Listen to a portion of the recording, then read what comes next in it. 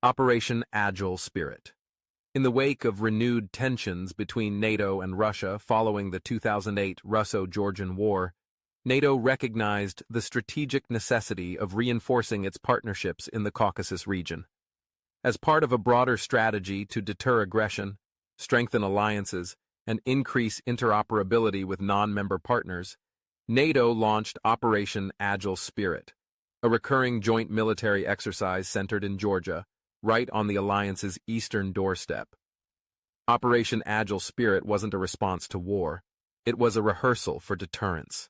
Conducted annually, primarily between Georgian and U.S. forces with contributions from other NATO and partner nations, the exercise was designed to build combat readiness, enhance crisis response capabilities, and demonstrate NATO's enduring support for Georgia's sovereignty and security.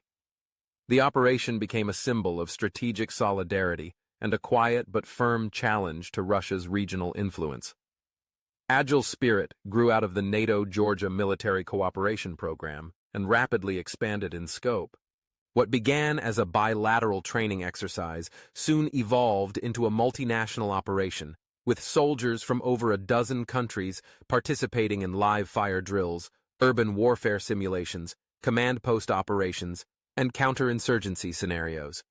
The scale and complexity of the exercises increased each year, reflecting the shifting realities of modern warfare and the alliance's adaptation to hybrid threats. The geography of Agile Spirit made it especially significant.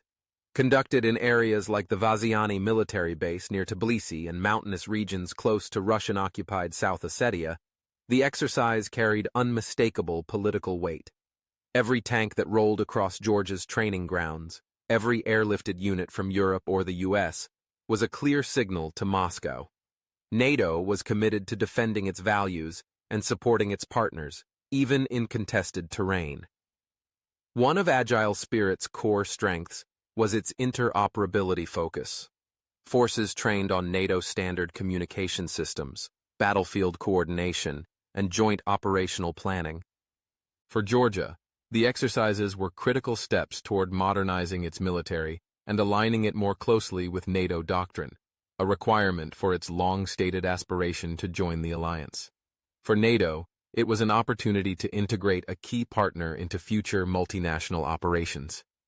Beyond tactical readiness, Agile Spirit helped prepare for disaster response, cyber defense, and counterterrorism, all part of NATO's modernized approach to security.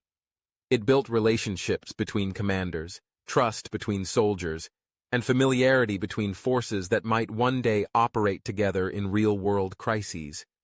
Critics of Agile Spirit, particularly from Moscow, framed the exercise as provocative.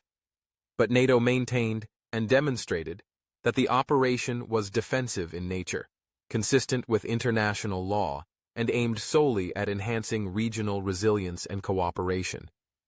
In the grand mosaic of NATO operations, Operation Agile Spirit may seem smaller in scope, but it carries immense strategic weight.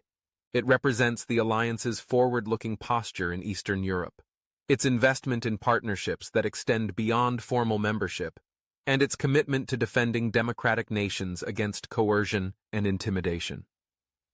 Agile Spirit isn't about war. It's about preparing for peace, ensuring that when pressure mounts, the bonds between allies and partners hold firm. In Georgia's hills and valleys, every joint maneuver is more than a drill. It's a declaration that security, like freedom, is best preserved when practiced together.